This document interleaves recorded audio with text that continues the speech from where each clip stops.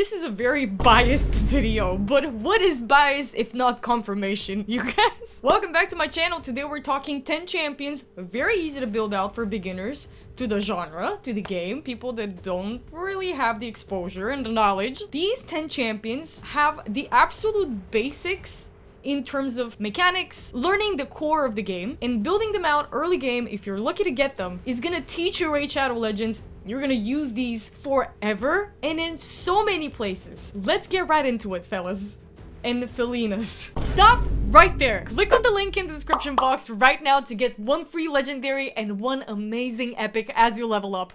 Here are the exact steps you need to follow. Step 1. Log off of Plarium Play on PC and uninstall. If you've never installed Raid on your mobile phone before, this link is gonna work there as well. Step 2. Click the link and register with a brand new email. Step 3. Launch Raid and complete the tutorial.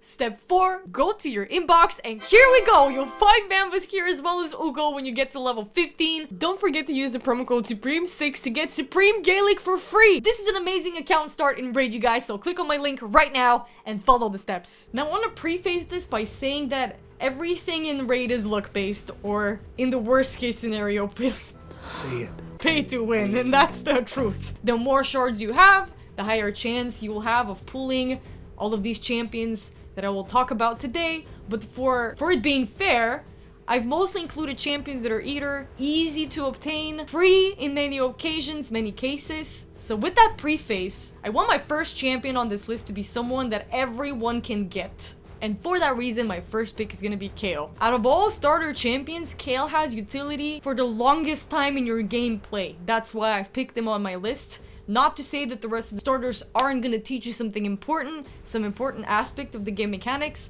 but what Kayle is gonna teach you is gonna carry you through potentially endgame. And I'm gonna elaborate. Kayle's specialty is poison.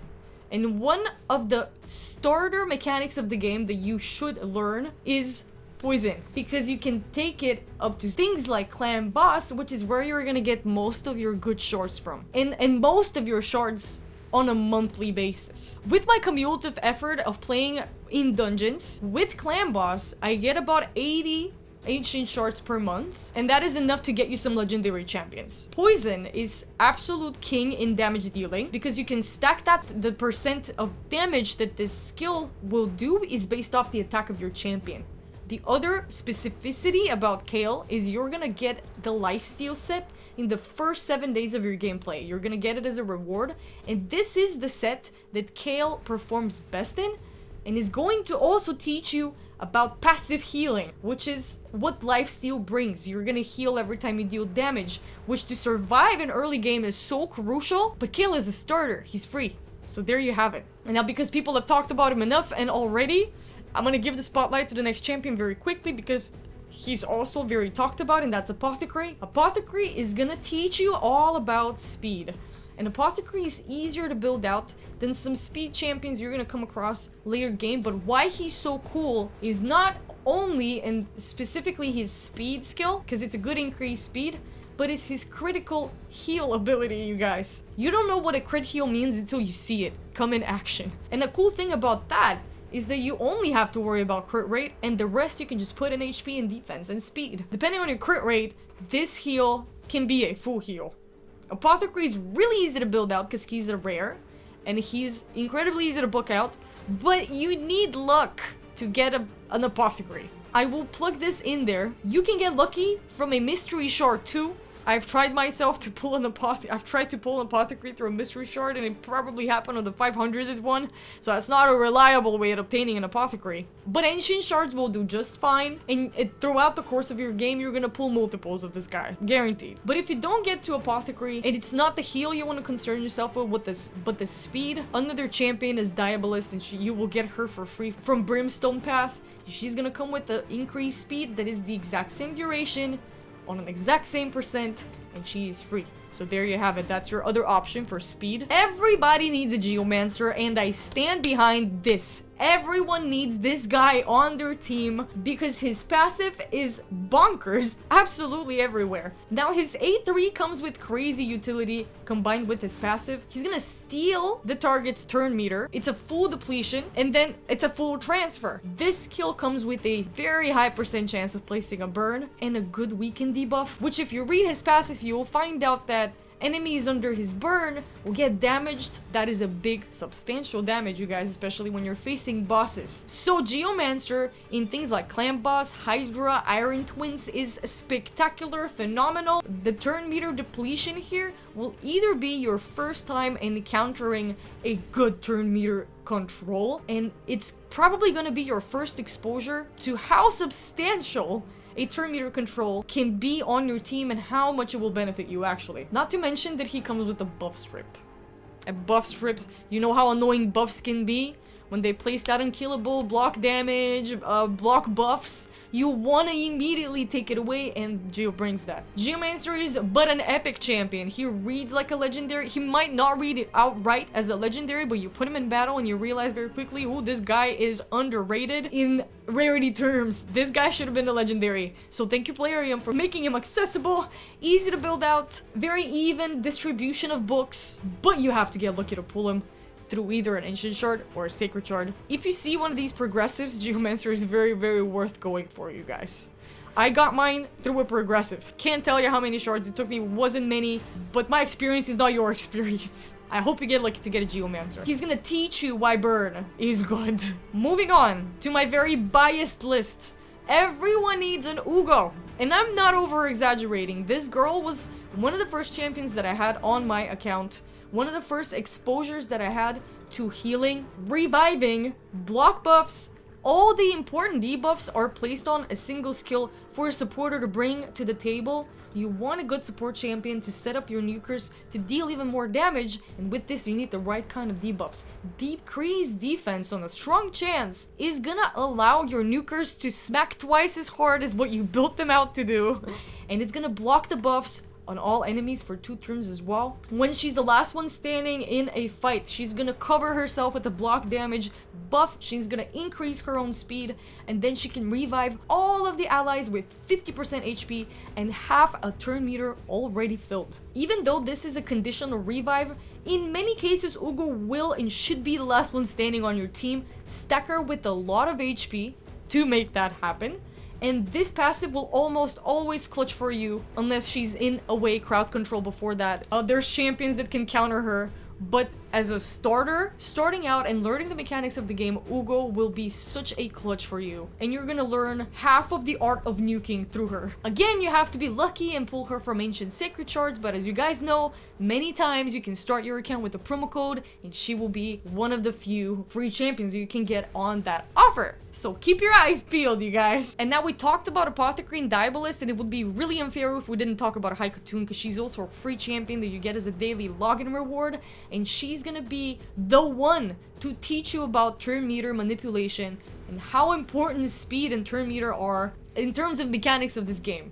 What she brings to the table is a 15% turn meter increase of all allies and an increased speed buff on all allies for 2 turns. She's gonna decrease the speed of one enemy for 2 turns on a chance, and here she also decreases the turn meter by 15% on a chance. One of the best ways to learn Arena is through someone like Haikatun, making her the fastest one on your team, setting her as the aura champ, and what her purpose is to go before all of your champions, speed them up, speed herself up, and that way you will always be first. Always attack first in any live arena, casual, classic arena, tag team arena, any arena.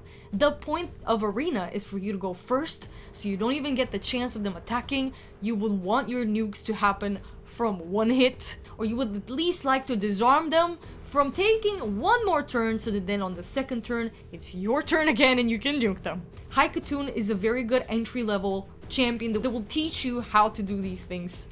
You just have to play around with her, see how turn meter control affects your teammates, and that increased speed, and you will understand by yourself why she's so important to build out. So easy, and so great that she is free. So don't ever feed your Haikatoon to someone else. Now I'm gonna enter territories, and I want to preface this again.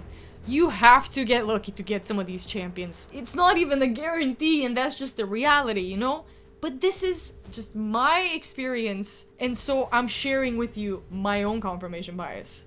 Helicath is a must-have on anyone's account, and I will tell you that a lot of beginners, and this is not a bad thing, and I can see it from personal experience, a lot of beginners will want safety so that they can explore different mechanics of the game without dying all the time. Helicath allows you to hide behind his block damage and his shield, which is a good substantial shield that also deals damage, and he counterattacks anytime an enemy hits one of y'all under block damage. Helicath was the shield. When I got him on my account, the only reason why I progressed so quickly is because I made note to build out Helicath as soon as possible. Not only can you take this guy absolutely anywhere, but he performs godlike absolutely anywhere except Sand Devil. And when you're a beginner, you don't care about Sand Devil, and you shouldn't. It's a waste of your time. If you're lucky to pull yourself a Helicath, make it your priority to build him out as soon as possible. He's gonna be your key to Ultra Nightmare, Clan Boss, unkillable team compositions, you guys. As long as you are really careful about the speeds that you're building him with, this guy will make you last 50 turns, and as long as you can bring good damage dealers on your team, and one or two more specifically chosen supports, it's key to getting at least 5 Sacred Shards every month. Case closed. Now this next champion I don't have. I had the opportunity, but I didn't get him. You guys can, however. And it is Sun Wukong. If you're one of those people that use the code Monkey King when they set up their account, you got Sun Wukong for free. Congratulations! That's a very, very good choice for a champion. And if you're considering making a new account just because you missed this out and you didn't know, here's your chance. Sun Wukong is the equivalent of He-Man in terms of arena speed. His aura is exactly as much, 28%. If you don't have Arbiter yet, you got Haikatoon. This is the next step up. So here's why I'm saying that in terms of speed, he's matched to He-Man. Every time I face a Sun Wukong in a battle, I am scared of the Sun Wukong being faster than my He-Man. In many cases, he is. And what Sun Wukong will do when he's the fastest one on your team, he's gonna block buffs on all enemies for 2 turns. And if you don't go first, it doesn't matter. If you have a support champion that you're facing in arena and they place some sort of block damage, Sun Wukong will remove these buffs. He will strip them off, and then he will place the block buffs on them. So that is no matter whether you are first or not.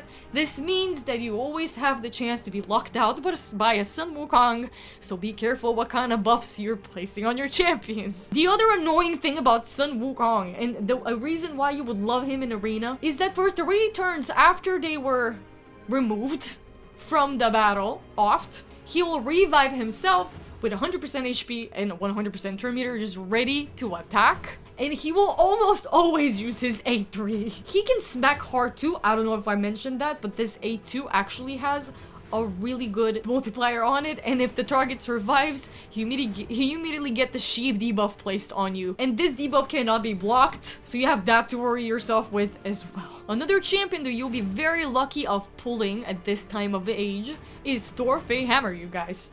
Thor single-handedly will solve your block damage, unkillable buff problem situation when you're facing champions in live arena. When you're facing these champions in PvE, whether you're facing them in arena, his A2 will ignore block damage and unkillable buffs when it hits, and his A2 is spectacular.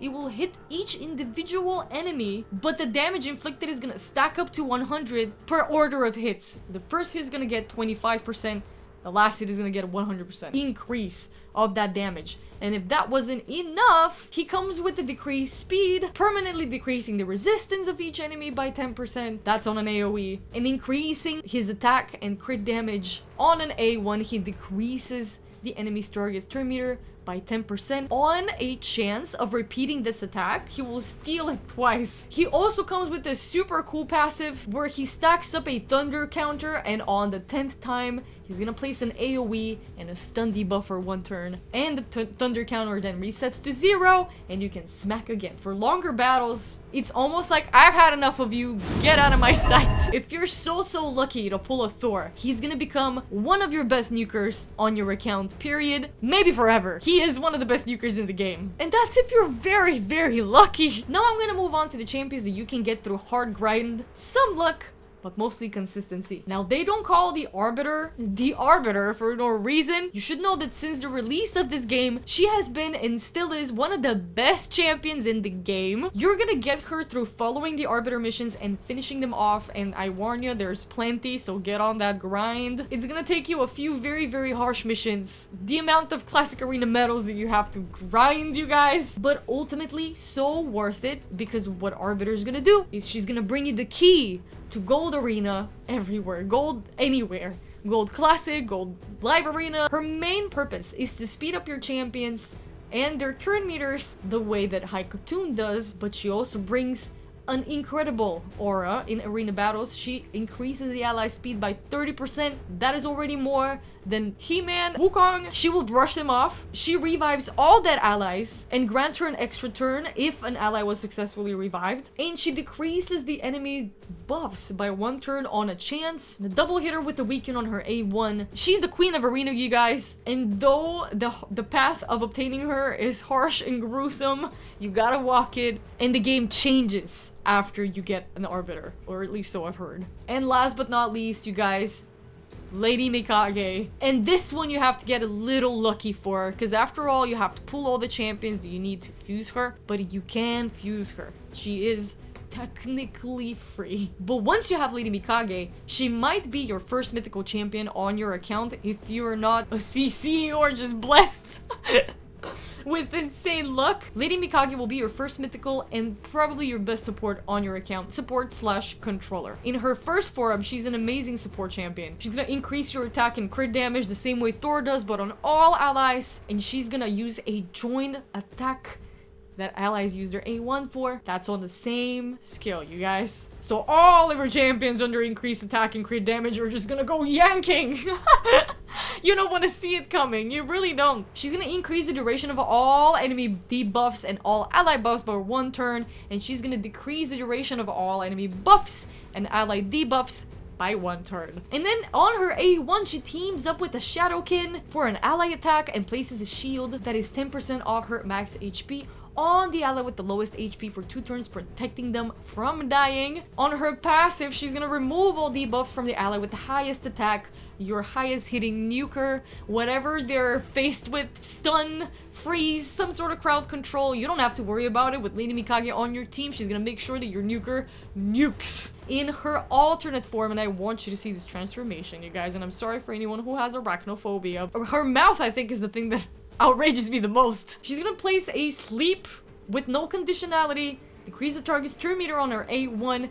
On her A2, she's gonna place a stun and decrease the turn meter by 30% on all enemies. Increases your accuracy, all of y'all's accuracies, by 50%. And she's gonna remove all buffs from all enemies. That's complete buff strip, and placing a weaken on them instead for 2 turns. Her passive in this form is a little bit of a swapperoo from her original form. She's gonna decrease the turn meter of the enemy with the highest attack by 15% so that their nuker cannot nuke. The trick with Lady Mikage is to build her fast, and she's already baseline fast. Imagine her as the ultimate support champion, supporting your hardest hitting nuker on your team. Always teaming up. Teamwork makes the dream work. That A3, just for that A3, you guys, take her up everywhere and she's gonna clutch for you. The long battle though, that's why she's last on my list, because it's a long battle, but I believe that if she's fusible, everyone needs to try and fuse a Lady Mikage in their lifetime while playing Raid Shadow Legends to your best abilities, you guys. If not for any other reason but just having a mythical on your account, because God knows some of y'all have been playing for years